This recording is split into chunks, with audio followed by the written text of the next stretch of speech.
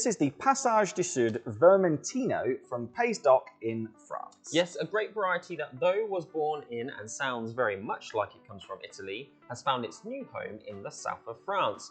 We're of course drinking a white wine here, but since Vermentino's rise to popularity in France, it has become one of the key blending grapes in that posh pale stuff, Provence Rosé, where they call it Rollo.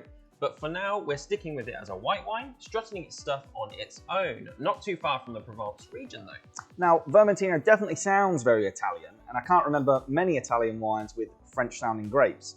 I thought these guys kept themselves to themselves, like no sharing of work allowed here. You'd be surprised actually how much winemaking these two countries share. Vermentino originated in Sardinia and made its way across to France. Italy's winemaking has been greatly influenced by France, the use of small oak barrels in particular in red winemaking, and their very own Pinot Grigio is actually a different name from the original Pinot Gris from northern France. Okay, so look, you've just mentioned oak aging. This is definitely a more full-bodied white wine, and there's a richness to it. No doubt you're going to tell me that's coming from oak. It's almost like creamy. Unfortunately, you've not guessed it this time. No oak here, but another aging technique that is commonly used with white wines, lees aging. Lees is the French word for yeast. What they do is after the yeast has done its job of turning sugar into alcohol, the yeast would usually die off, slowly sink to the bottom of the tank and eventually be filtered away.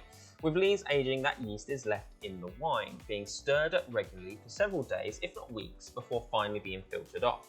What it makes is a dairy-like flavour in white wine. Wines that you might describe as creamy or buttery or rich have, like this one, undergone lees aging. Okay, look, love it. You know, crisp and refreshing, but with some extra oomph from that lees aging.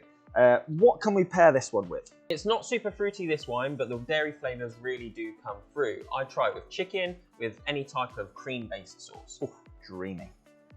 Cheers.